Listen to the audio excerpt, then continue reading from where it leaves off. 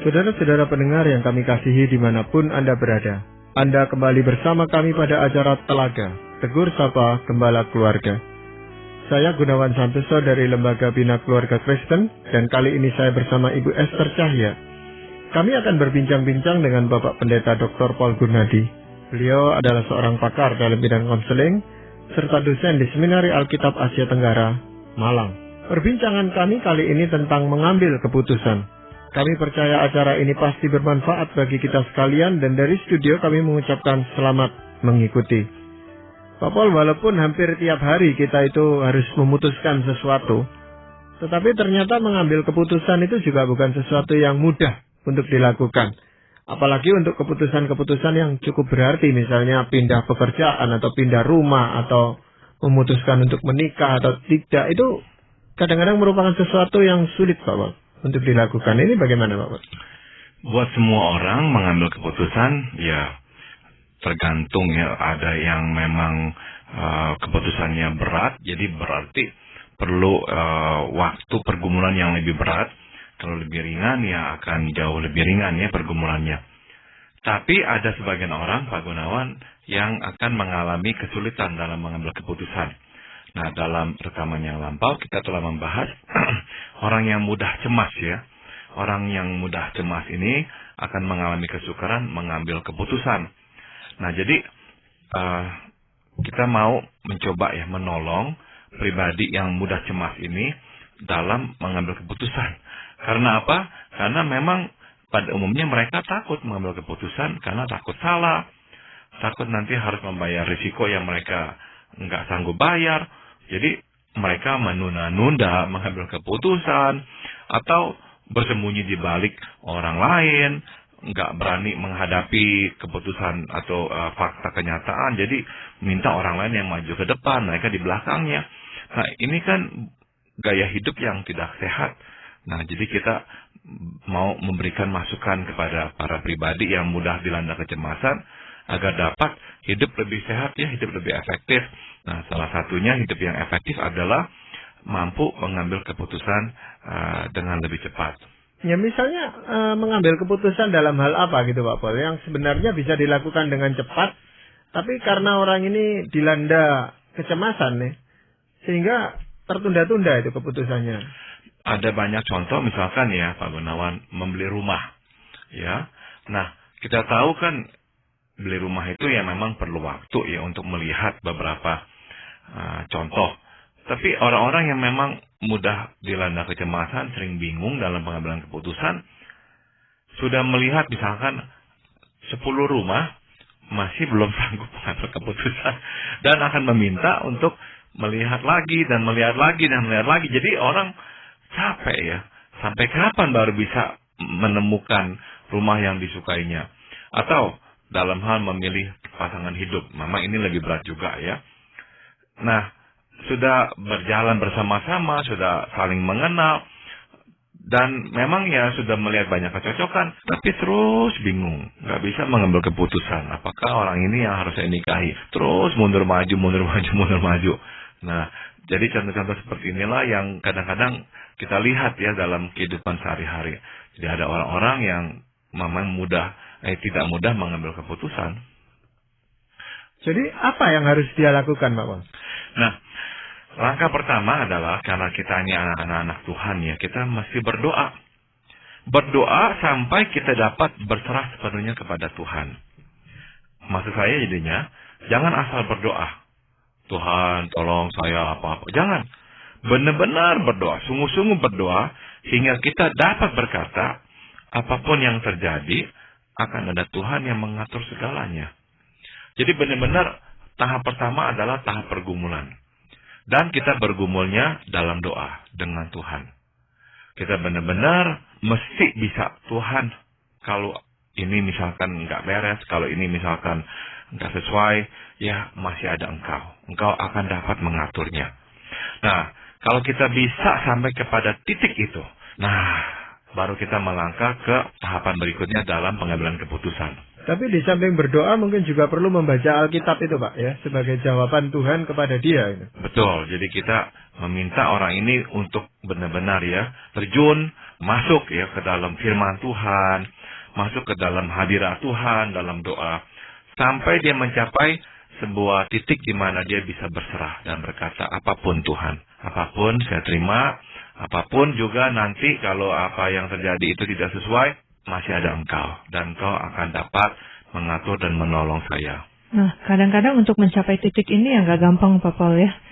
Atau misalkan juga bisa kita datang kepada Tuhan sudah dengan, Tuhan maunya yang ini nih gitu. Jadi dengan satu permintaan yang sudah spesifik, maunya yang ini, kalau bisa jangan diganti-ganti yang lain gitu ya. Nah, jadi waktu kita berkata apapun, memang kita harus bersedia melepaskan. Selama kita masih menggenggam, nah akan susah ya untuk kita melepaskan dan berserah sepenuhnya kepada Tuhan.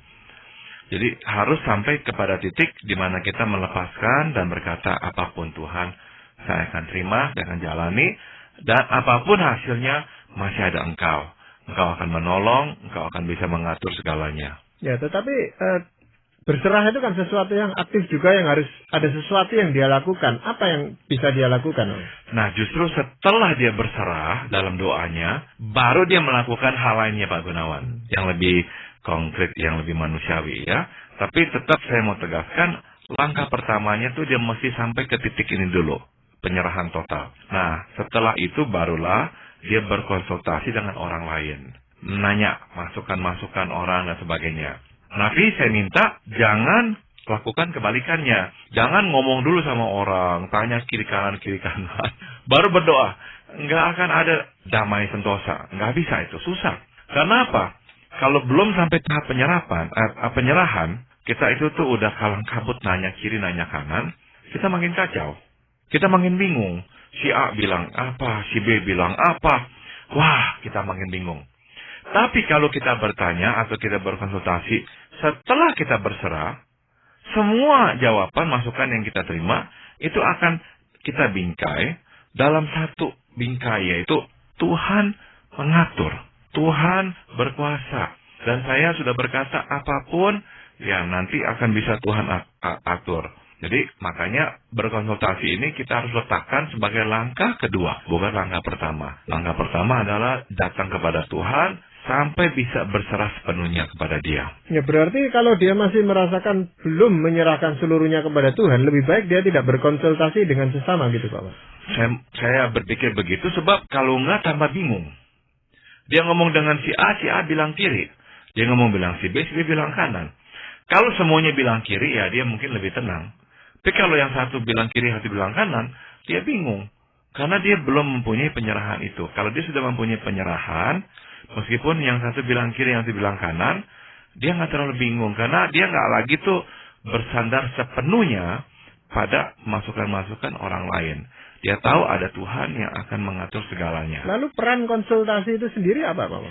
Membuat orang itu tuh berpikir dengan lebih jernih. Ada hal-hal yang mungkin tidak dilihatnya. Jadi konsultasi itu membukakan ya pemikirannya sehingga berpikir dengan lebih jernih. Atau menolong melihat dari perspektif yang berbeda. Kadang-kadang karena kita itu tuh sepertinya berkubangnya dalam lumpur, jadi nggak bisa melihat lagi. Kita mesti keluar, kita mesti melihat dari sudut yang lain, baru kita bisa memandang masalah. Nah, kadang-kadang tuh konsultasi lah yang membuat kita bisa melihat dari kacamata yang berbeda. Nah, misalnya seperti Pak Paul katakan tadi, setelah konsultasi ada yang bilang ke kiri, ada yang bilang ke kanan. Berarti kan sekarang ada dua pilihan, Pak ya, ke kiri atau ke kanan. Nah, ini bagaimana untuk memutuskannya lagi langkah berikutnya, Pak? Nah, kita harus memang menyadari itulah sebetulnya proses pengambilan keputusan. Jadi proses pengambilan keputusan sebetulnya adalah proses menentukan pilihan dari beberapa alternatif yang tersedia. Ya, nah dengan kata lain kita mesti memang melihat apa tuh yang menjadi kelebihan dan kekurangan pada setiap alternatif itu. Namun kita mesti mengingat satu kebenaran ini. Apapun keputusannya, Tuhan tetap dapat bekerja melaluinya. Jadi kadang-kadang kita takut sekali. Kalau kita udah pertimbangkan ya kelebihan dan kekurangan pada setiap alternatif. Dan jaraknya sedikit-sedikit, perbedaannya sedikit-sedikit. Itu kan yang membuat kita bingung. Nah, jangan sampai kita itu tuh menjadi takut ya untuk membuat kesalahan. Karena ya jaraknya sedikit-sedikit, bedanya juga nggak banyak. Kita seolah-olah tuh harus lebih teliti lagi. Nah, sudah tentu harus berhati-hati. Tapi sampai titik tertentu setelah kita berhati-hati, kita harus ambil itu keputusan. Kita harus berkata, Tuhan, apapun keputusannya, pilihan apapun yang saya buat, dalam keterbatasan saya ini saya harus membuatnya. Dan engkau akan dapat bekerja lewat alternatif itu. Sebab Tuhan jauh lebih berkuasa daripada yang kita bayangkan. Mungkin buat kita kalau kita mengambil keputusan ini, wah udah dah. Nggak ada lagi tuh jalan keluar, nggak ada lagi tuh jalan untuk putar balik. Oh enggak, Tuhan lebih berkuasa. Caranya itu tak bisa kita selalu cerna. Jadi akan ada cara Tuhan kalau misalkan itu kurang tepat atau keliru, akan ada cara Tuhan untuk bisa mengarahkan kita kembali. Sehingga, pengetahuan ini nih memberikan kepada kita rasa damai. Nah, mungkin kalau misalnya berkaitan dengan hal-hal yang tidak bersifat jangka panjang, masih lebih, rasanya agak lebih mudah begitu Pak ya untuk memutuskan. Tapi kalau tadi misalnya berkaitan dengan pasangan hidup, dengan pernikahan kan memang banyak sekali pertimbangan, kekhawatiran kalau ternyata mungkin bukan salah pilih, tetapi kan kadang-kadang istilahnya ini bukan yang terbaik begitu Pak Paul. Ada yang lebih baik lagi. Nah, ini kan untuk komitmen seumur hidup yang menakutkan gitu rasanya mungkin buat orang-orang tertentu. Nah, Ibu Esther mengangkat satu topik yang memang pentingnya, yaitu seringkali itu dalam mengambil keputusan ya, kenapa kok jadi susah sekali? Karena kita terobsesi mengambil keputusan yang terbaik. Jadi saya garis bawahi kata terbaik itu, Bu Esther. Masalahnya adalah begini. Seringkali tuh yang kita anggap keputusan yang terbaik, yang paling ideal, itu nggak ada, jarang sekali. Jadi yang lebih realistik adalah waktu kita menimbang-nimbang antara beberapa alternatif, pada akhirnya yang kita temukan adalah alternatif ini sedikit lebih baik dari alternatif yang lain. Kalau alternatif ini, jauh berbeda, sangat baik, ini sangat buruk, gampang, nggak membingungkan. Kan yang membingungkan justru tuh perbedaannya sedikit. Ini sedikit lebih baik dalam hal ini, tapi dalam hal yang lain, yang satunya ini lebih baik sedikit daripada yang satunya lagi. Nah, itu kan situasi yang sering kita hadapi yang membuat kita bingung. Nah, jadi tadi saya katakan kita mesti percaya Tuhan bisa memakai baik yang kiri maupun yang kanan. Selama kita dalam koridor, enggak dalam dosa ya, koridor kebenaran, koridor jalan Tuhan, bukannya jalan dosa. Nah, perbedaan-perbedaan begitu tuh kita nggak usah terlalu pikirkan. Sebab Tuhan bisa bekerja baik lewat pintu yang kiri maupun lewat pintu yang kanan. Nah, jadi pikiran kita tuh nggak lagi tuh terobsesi dengan mana tuh yang terbaik, yang di atas sana, yang paling ideal. Enggak, kita hanya melihat, oke lah, ini memang sedikit lebih baik, dan oke lah, jadi yang sedikit lebih baik ini nih, dalam hal ini nih, yang akan nanti saya pilih dah sebagai keputusan saya. Ya itu berarti tidak ada suatu keputusan itu yang sempurna atau yang mutlak gitu Pak boleh? Nggak ada, jangan kita menunggu-nunggu. Kadang-kadang kita terus menunggu-nunggu yang ideal, yang terbaik itu datang. Ya sampai kapanpun nggak datang-datang. Ya karena yang ideal ini pun berkembang terus gitu. Kita melihat yang lain, kita tingkatkan lagi kebutuhan itu. Dan kita akan melihat lagi yang lebih baik lagi, yang lebih baik lagi. Betul Pak Gunawan. Iya. Mungkin ada yang lain Bapak? Yang lain saya ingin tawarkan adalah ini, yaitu gunakan kriteria prioritas terbatas. Apa yang saya maksud dengan istilah prioritas terbatas? Begini, untuk saat ini, lihatlah apakah yang lebih baik bagi kita. Untuk saat ini, lihatlah apakah yang lebih baik bagi kita. Nah, selain pernikahan, menurut saya ya, jarang sekali kita harus mengambil keputusan untuk jangka waktu yang sangat panjang. Jarang, ya. Nah, kebanyakan pilihan dalam hidup ini terbatasi oleh waktu dan kondisi. Nggak ada yang selama-lamanya. Ya, jarang kita bisa melakukan atau memilih sesuatu yang akan bertahan selama-lamanya. Baju yang kita pilih hanya bertahan beberapa tahun. Sepatu yang kita pilih hanya bertahan beberapa tahun. Ada orang yang mau beli sepatu pun, dia bisa pergi ke 10 mall. Dan di satu mall ada 5 toko sepatu. Berarti dia kunjungi 50 toko sepatu. Kenapa? Dia pikir. Seakan-akan dia akan memakai sepatu itu sampai dia meninggal dunia. Padahal tidak. Dia hanya akan pakai sepatu itu beberapa tahun. Nah, yang saya maksud dengan prioritas terbatas adalah, ya untuk saat ini, untuk penggalan hidup kita sekarang ini, untuk fase hidup kita sekarang ini, yang memang nggak berlangsung selama-lamanya. Nah, apakah pilihan yang lebih baik itu? Nah, itulah yang kita ambil, ya. Jadi kita mungkin misalnya kita pertimbangkan kegunaannya dan kepentingannya untuk saat ini. Nah, tapi tadi saya sudah katakan kalau pernikahan tidak boleh kita gunakan kriteria ini, sebab nikahan bukan untuk 5 tahun, kemudian kita ganti lagi. Ya tidak, itu yang seumur hidup. Ya, jadi selain dari keselamatan, ya, kita percaya kepada Tuhan kita, ya, Yesus Kristus. Nah, selain dari itu dan pernikahan, saya kira lebih banyak hal-hal yang lain itu tuh lebih bersifat sementara, temporer. Kita nggak hidup dengan keputusan itu selama-lamanya, ya. Yang sulit itu karena di dalam mengambil keputusan, kita selain menggunakan akal sehat kita, pikiran kita, perasaan itu berperan di sana, Pak Paul. Dan ini kadang-kadang tidak sinkron itu. Pikiran kita sudah mengatakan mestinya ini gitu, tapi perasaan kita lain lagi gitu, tidak mendukung gitu, Pak Paul. Nah, apakah kita langsung mengabaikan perasaan? Jangan juga. Sebab kadang-kadang begini, Pak Gunawan. Waktu kita menghadapi sesuatu, sebetulnya tuh ada 2 aparatus atau indera yang bekerja dalam diri kita. Yang pertama itu yang lebih bersifat rasional, ya. Kita bisa lihat, kita bisa ini ya, pastikan dah. Ada dasar-dasarnya, ada landasan atau bukti-buktinya. Tapi kadang-kadang tuh ada sesuatu tuh yang kita nggak bisa pikirkan secara rasional, tapi ada reaksi itu yang lebih bersifat instinktif, ya. Nah, kita perlu dengarkan nggak? Perlu. Jadi saya juga nggak mau mengabaikan faktor firasat. Pertimbangkan faktor firasat itu. Kenapa kok kita merasa nggak damai, ya? Kok kita merasa nggak aman, ya? Kenapa, ya? Nah, apakah ini dari Tuhan?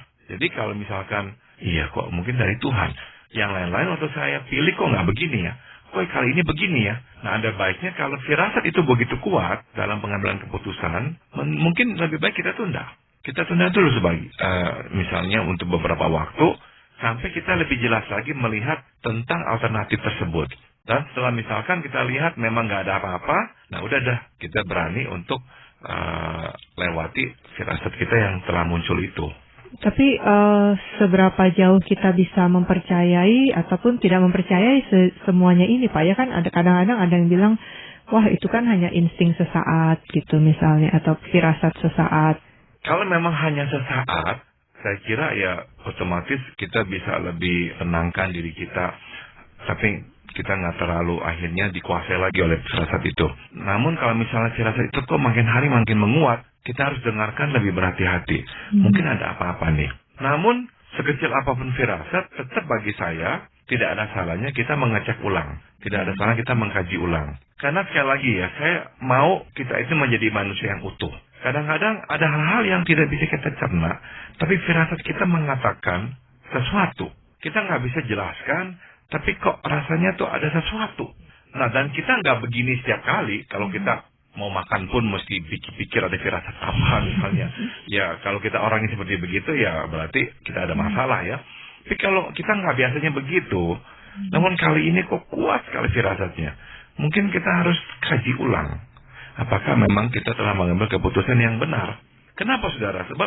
Sebab kayak saya yakin ya, kita ini nih memang diisi dan dikuasai oleh Roh Tuhan. Kita ada Roh Tuhan. Dan itulah salah satu cara Roh Tuhan berbicara kepada kita pula. Jadi kalau memang ada firasat-firasat, ada suara-suara seperti itu, dengarkanlah. Jangan langsung tabrak dan langsung kita tidak hiraukan. Masih berkaitan dengan perasaan, Pak Paul, ya, misalnya ini ada 2 keputusan ada 2 pilihan gitu ya. Yang satu mungkin memang secara logika, perhitungan logikanya sudah oke gitu ya. Tapi kok rasanya nih secara kesenangan hati kurang gitu. Di sisi satunya lagi senang nih. Maksudnya menurut hati ya rasanya akan senang gitu. Baik itu untuk pilihan itu. Tapi pikir-pikir secara logika rasanya memang kurang, perhitungannya kurang pas lah. Nah, kalau dalam 2 hal ini nih rasanya gimana nih Pak Paul? Saya kira kita harus ambil keputusan yang kecil kemungkinan kita akan sesali. Nah, jadi kalau kita ambil keputusan dan kita tahu kita akan sesali, mendingan jangan. Berarti apa? Belum tentu itu sebuah keputusan yang salah atau yang buruk. Belum tentu. Tapi yang pasti adalah kita belum siap mengambilnya. Itu saja. Nah, belum siap mengambilnya kan nggak berarti keputusan itu salah atau nggak seharusnya kita ambil. Tapi kalau kita belum siap, ya kita belum siap. Dan kalau kita belum siap, meskipun itu keputusan yang tidak salah dan benar misalkan, tetap kita akan dirundung oleh penyesalan itu karena kita belum siap dan kita belum mau. Begitu. Misalkan saya berikan contoh, misalkan orang tua meminta anak itu pergi studi keluar kota dan memang dia belum siap, jiwanya masih rapuh. Jadi dia bilang jangan, dia belum siap. Ini kan baik buat kamu sekolah di sekolah yang baik dan sebagainya. Si anak ini belum siap, dipaksa juga pergi. Nah sebetulnya secara logika kan keputusan ini nggak salah, pergi ke sekolah yang baik. Tapi memang dia belum siap. Jadi keputusan sebaik apapun, kalau kita hatinya belum siap, biasanya tuh nantinya akan berantakan. Kita akan jadinya dirundung oleh rasa penyesalan dan tidak bahagia. Jadi sebenar apapun keputusannya, tetap itu tuh nggak membuat kita jadi benar juga. Hidup kita nggak akan efektif. Jadi menjawab pertanyaan Ibu Esther, saya memang akan mempertimbangkan faktor hati itu. Apakah hati kita akan bisa senang dan menerimanya? Kalau enggak, mendingan jangan dulu. Sampai hati kita bisa siap dan menerimanya. Gitu. Tapi setelah kita mengambil suatu keputusan ya Pak Bel, kadang-kadang juga masih timbul kebimbangan itu di dalam diri kita. Betul enggak yang saya putuskan itu tadi gitu? Masih ada itu Pak Bel. Dan itu adalah sebuah reaksi yang wajar Pak Gunawan. Jadi jangan takut untuk bimbang setelah mengambil keputusan. Ini wajar dan saya kira justru seharusnya lah kita merasakan kebimbangan itu. Kenapa kita bimbang? Sebab kita itu tuh mau sekali lagi memastikan kita telah mengambil keputusan yang benar. Jadi kita mulai mencari-cari apakah ada data tambahan. Nah, itu sebabnya kalau memungkinkan, misalkan nih ya, kita harus mengambil keputusan pada hari Sabtu misalkan. Nah, cobalah secara mental, kita telah mengambil keputusannya pada hari Selasa, misalnya. Sehingga ada jeda 3 hari sebelum ke hari Sabtu. Misalkan, selama 3 hari itu tuh, kita mulai bingung. Kita mulai ragu-ragu. Nah, coba cari lagi data tambahan. Informasi lagi. Apakah mungkin memang ada yang keliru dalam keputusan ini? Nah, tapi kalau kita udah berikan waktu 3 hari itu, kita bingung, terus kita cari lagi konfirmasi, dan ternyata, enggak. Semuanya kok benar ya. Nggak ada lagi yang keliru. Nggak ada lagi yang bisa ditambahkan. Nggak ada lagi yang bisa diubah. Berarti setelah kita ragu. Terus lewati jeda 3 hari itu. Dan kita cari lagi apakah ada informasi lain yang bisa memang mematahkan keputusan pertama kita. Justru kita makin mantap. Jadi dengan kata lain. Jangan takut ya untuk merasa bimbang. Yang perlu kita lakukan adalah. Setelah mengambil keputusan yang penting itu.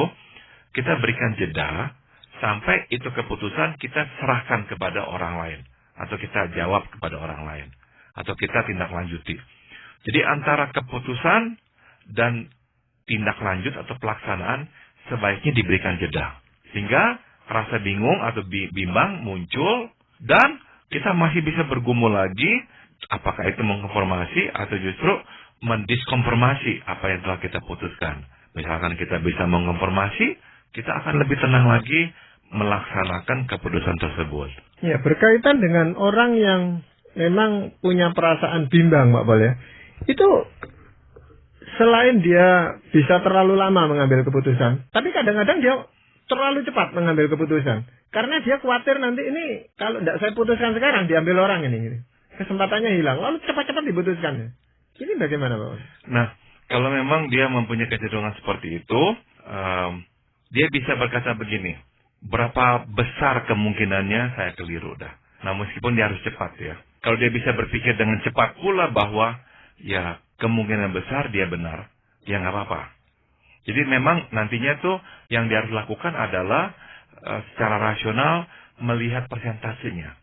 Berapa besar persentasenya dia benar. Kalau misalkan persentasenya itu tuh hampir setengah-setengah, mendingan jangan. Karena apa? Berarti kemungkinannya dia salah juga bisa setengahnya. Tapi kalau memang kemungkinannya lebih besar, dia benar, ya nggak apa-apa. Jadi silahkan aja. Sebab kadang-kadang memang logika atau pemikiran seperti itu benar juga. Kalau kita lambat, nanti itu diambil orang, ya udah kita kehilangan kesempatan. Namun kita tahu bahwa kita nggak selalu begini. Kalau selalu begini, berarti kita memang terlalu tergesa-gesa dalam mengambil keputusan. Setiap hal kita putuskan dengan pemikiran, kalau nggak diambil sekarang, diambil orang. Nah, berarti ya kita kurang bijaksana ya. Atau kalau nggak ambil keputusan sekarang, Maksudnya kalau nggak cepet-cepet nanti berubah lagi. Sebelum berubah cepet-cepet putuskan gitu. Ada orang yang seperti itu memang. Nah seperti itu. Ya itu deh, karena dia sendiri cemas gitu loh Pak Paul. Iya. Ingin cepat-cepat melepaskan kecemasannya dengan mengambil keputusan. Betul, dan nggak tahan hidup dalam kecemasan. Iya. Sehingga harus buru-buru diputuskan lebih tenang. Bahaya. Sebetulnya kalau orang mempunyai masalah seperti itu, agak bahaya. Dia perlu sekali orang di sampingnya yang bisa menjadi pembimbing. Mengatakan kepada dia, oke, ini keputusanmu ya. Oke, beri saya waktu beberapa hari untuk memikirkannya. Udah, kamu nggak usah pikir lagi. Ini keputusanmu, saya udah terima, saya akan pikirkan lagi. Nah itu caranya untuk menolong dia lebih cemas. Jadi dia nggak usah lagi putuskan. Udah, bebanmu sudah kamu turunkan. Saya yang sekarang akan memikirkan keputusanmu tadi itu. Beri saya 3 hari. Setelah 3 hari, saya akan beritahukan kamu bagaimana tuh hasil pemikiran saya. Nah mungkin itulah cara kita bekerja sama kalau kita hidup dengan orang yang memang mudah dilanda kecemasan. Ya memang ini sesuatu yang sulit di dalam mengambil keputusan ini Pak Paul. Nah tentu firman Tuhan ada yang membimbing kita gitu. Saya akan bacakan dari Mazmur 103 ayat 13 dan 14. Seperti Bapa sayang kepada anak-anaknya, demikian Tuhan sayang kepada orang-orang yang takut akan Dia. Sebab Dia sendiri tahu apa kita. Dia ingat bahwa kita ini debu. Nah, kita adalah anak dan Allah adalah Bapa kita. Dan Alkitab mengatakan Tuhan sayang kepada kita, orang-orang yang takut akan Dia. Dan ini nih ayat yang sangat-sangat memberi kita kesejukan. Tuhan sendiri tahu siapa kita. Dia ingat kita ini debu. Artinya Tuhan tahu kita ini tak sempurna. Jauh dari sempurna, sangat terbatas. Jadi Bapa di sorga itu tuh nggak akan membiarkan kita salah dan tersesat. Yang penting kita takut akan Dia, mencari kehendaknya, berdoa, meminta pimpinannya. Setelah itu ya ambillah keputusan. Bapa di sorga akan terus mengiringi kita. Jangan sampai takut. Seolah-olah nanti semuanya akan berantakan, hidupnya akan hancur. Ada Tuhan, yang penting kita gunakan hikmat, takut akan Dia, udah jalani aja. Ada Bapa di sorga yang dapat memelihara kita. Ya, terima kasih banyak Pak Paul untuk perbincangan ini, juga Ibu Esther, terima kasih. Para pendengar sekalian, terima kasih Anda telah mengikuti perbincangan kami dengan Bapak Pendeta Dr. Paul Gunadi dalam acara Telaga, Tegur Sapa Gembala Keluarga. Kami baru saja berbincang-bincang tentang mengambil keputusan. Bagi Anda yang berminat untuk mengetahui lebih lanjut mengenai acara ini, silakan menghubungi kami lewat surat. Alamatkan surat Anda ke Lembaga Bina Keluarga Kristen atau LBKK, Jalan Cimanuk 58, Malang. Anda juga dapat menggunakan email dengan alamat telaga@indo.net.id. Kami juga mengundang Anda untuk mengunjungi situs kami di www.telaga.org. Saran-saran, pertanyaan, serta tanggapan Anda sangat kami nantikan.